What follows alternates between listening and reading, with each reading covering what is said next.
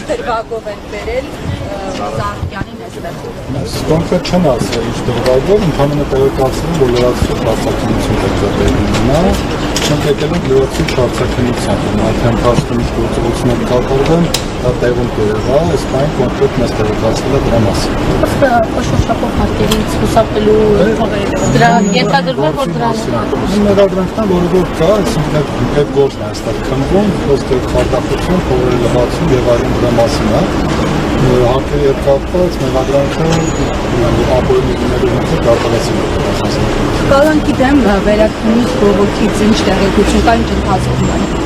Այս պայմանությամբ որևէ նորություն չկա, բողոքը ներկայացուցը Երևանայի 1-2 օրվա ընթացքում արդեն կտեղեկանանք, թե ում համակարգել գործը քննվելու է բանավոր թե գրավոր ընթացակարգով եւ եթե գրավոր ընթացակարգով, ապա որոշման հրապարակման օրը։ Հարգելի փաստաբաններ, օրերս Ծառուկյանի մեղադրանքի ներքո փաստաթղթեր էին հանրայնացվել, դրանք որևէ կերպ ընդգրկվել են ապացույցների մեջ կամ հետազոտվել են եղեք ինչա կատարվել դրանց շուրջ։ Մեզ ես բան չեն ասում, թե ընդգրկել են թե չէ, մենք բազմաթիվ փաստաթղթեր իրենց ներկայացրել ենք, լրացուցիչ փաստաթղթեր իրենց պատրաստել են ներկայացնել, բայց եթե իրենք օբյեկտիվ քննություն են իրականացնել, հենց անմիջապես պետք է դրան բոլորը իրենք ներբեռնեին իրենց մոտ, զննեին եւ դրան գիտարկեին որպես ապացույցներ։ Մենք տեսնում ենք, որ դժվար է քան ակտիվ աշխատեն այդ ուղղությամբ, որտեղ նույնիսկ մեր ներկայացված փաստաթղթերի մենք փորձում ենք չտեսնելու տան եւ այն ակնհայտ փաստերը, որտեղ վերևում է որ Գագիկ Ծառուկյանը հայկական փողն են ուժով հանդիսանում, այսինքն գումարներ գրողներ իրենք այդ ամենը դեպքում են եւ միայն նրանց բանավոր ասածը, որ մենք ենք գումարով ապրանք ուղարկել ու դա հապշտակվել է, բայց հապշտակության փաստներ չի ունառում, դա իրենց համար վերջին աշխանի ճշմարտություն է դիտարկվում, իսկ կոնկրետ ապացուցողական փաստերով հենց այս պարտավորագրերը, երաշխավորագրերը եւ այլն, ես նաեւ ցուցմունքները, այս մատերի արանքով են նայում, որովհետեւ այս բանը իրենց դա հետաքրքիր չի։ Եվ պարոն Սարգսյան, իրանցի գործարարների հետ առերեսունի վերջը տեղի ունեցավ եւ նախատեսում է թե ոչ։ Մենք դժնորթել ենք նման առերեսումը, որպեսզի կատարվի, բայց դեռևս որևէ առերեսում չի կատարվել։ այդ որևէ անհաջող գործարքներ, որ այսպես իշխանությունը Ոչ թե անհաջող գործարք, այլ հայ-իրանական հարաբերությունների զարգացման համար մեծ քայլ է, որի հետ կապված բոլոր ներդրումները կատարվել են պարոն Ծառուկյանի կողմից։ Ես մի քիչ դժվարանում եմ իրանցի գործարարներ արդեն իսկ անվանել այդ անձանց, որովհետև ըստ էության հիմա արդեն իրականությունը բացահայտվել է եւ լրիվ այլ է։ Ու մարդիկ այս պահին պարտեն պարոն Ծառուկյանի 14.5 միլիոն դրամ, բայց իրենց դոլար ներողություն, բայց ներկայացնում լրիվ այլ իրականություն, որը բնականաբար, եթե ոչ այսօր, ապա քննության ընթացքում պարտադիր պետք է երկրի ու այս մեր կողմից ներկայացված փաստաթղթերը պարտադիր պետք է քննության առարկա դառնան, ինչքան են որ այս բանի միակողմանի քննություն է։ Իսկ իրանցին հաստատում որ արդյոք այդքան մեծ գումարություն։ Իրանցին հաստատի թե չհաստատի, մենք ներկայացնում ենք փաստաթղթեր, որում հստակ իրանցի Իրանի Իսլամական Հանրապետության քաղաքացիները, եկեք գործարանները չանվանեն, հստակ ստորագրել են պարտավորագիր, որով հիմնավորում է, որ իրենք 14.5 միլիոն դոլար պարտի եղել պարոն Ծառուկյանի եւ պարտավորված է եղել վերադարձնել այդ պարտի 2 տարվա ընթացքում։ Իսկ այդ 2 տարվա ընթացքը ավարտվում էր հենց այս պահին, հետաբար մենք համոզմունք ունենք, որ նման գործելակերպը նրանց ուղղված է, որպեսզի այդ պարտավորությունները չկատարեն։ Պարոն Խաչատրյան, ներողություն,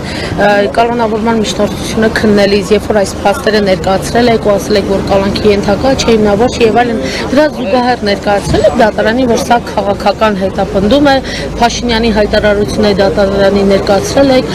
քննիչը արձագանքել է, չգիտեմ, դատախազ ինչ-որ ձևով, բայց քաղաքական ենթատեքստը ներկայացրել եք դատարանին։ Ոչ միայն ներկայացրել ենք, այլ նաև ուղիղ դատավորին հարց ենք տվել, արդյոք ինքը ի վիճակի է որպես դատավոր այս քաղաքական ճնշումների պայմաններում այս հարցին անդրադառնա, հատկապես որ Գագիկ Ծառուկյանը արդարացվեց ընտրակաշառքի վերաբերյալ գործով, որից հետո Հայաստան Հանրապետության վարչապետը հայտարարեց, որ դա կաշառքի դիմաց է տեղի ունեցել, հետևաբար մենք տեսնում ենք, որ այստեղ դատարանների նկատմամբ հստակ ճնշում կա եւ նույնիսկ դատավորին ասում ենք, դու ի վիճակի ես այս հարցին անդրադառնալու, ինքը նշեց, որ մենք ներկայացնենք մեր հիմնավորումները, ինքս դրա կանդրադառնա, բայց մենք տեսանք, որ որոշման մեջ ընդհանրապես դրան որևէ անդրադարձ չկա, որում ոչ միայն դրան։ Մեր կողմից ժամերով ներկայացված փաստարկներից գոնե մեկին չի անդրադարձել, գոնե հերքեր, գոնե գրեր, որ մենք ճիշտ չենք ասում, այսինքն անհնար էր դրանք հերքեր, որովհետև բոլոր ապացույցներով էին, ի տարբերություն քննչակամարների ներկայացուցի, որը որ ենթադրություններ էր, ընդհանրապես Իրանի քաղաքացիների ինչ որ հայտարարություններ։ Կներեք մի բան էլ ասեմ նախորդ հարցի հետ կապված, ուզում եմ որ դա շատ հստակ լինի բոլորիդ համար, էլի։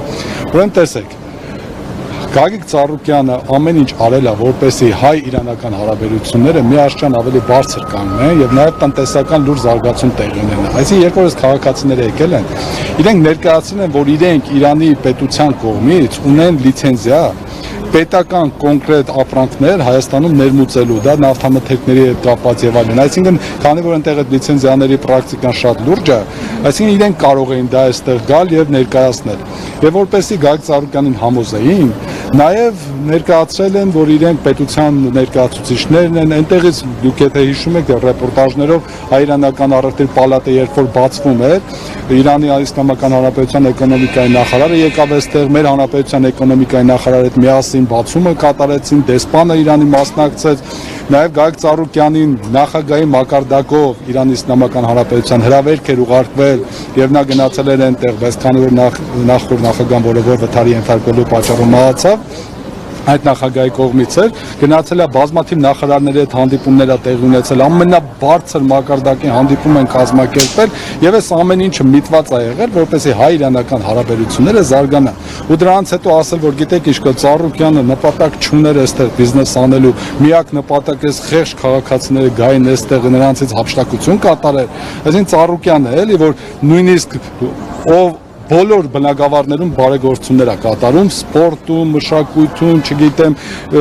բժշկական հարցերում եւ այլն, այս բոլորը դրա մասին գիտեք, այսինքն այդ ամեն ինչը ներդրումներ անելով հանդերձ, այսօր պետք է սպասել, որ Իրանի Իսլամական Հանրապետության ներկայացուցիչներին, որ այդպես ներկայանում, այսինքն այստեղ խափեր, հա, հետո շատ ներողություն, կարևոր հանգամանք կա մի հատ, որ այդքան ներդրում կատարելուց հետո պարոն Ծառուկյանը որևէ ներկայացուցիչ չի ունեցել հայ-իրանական առևտրի կենտրոնում, այսինքն ամբողջ կառավարումը թողել է նրանց վրա։ Մեկ ճիշտ գրտում էլի, թեև դուք պարտավոր չեք իմանալ ամեն դեպքում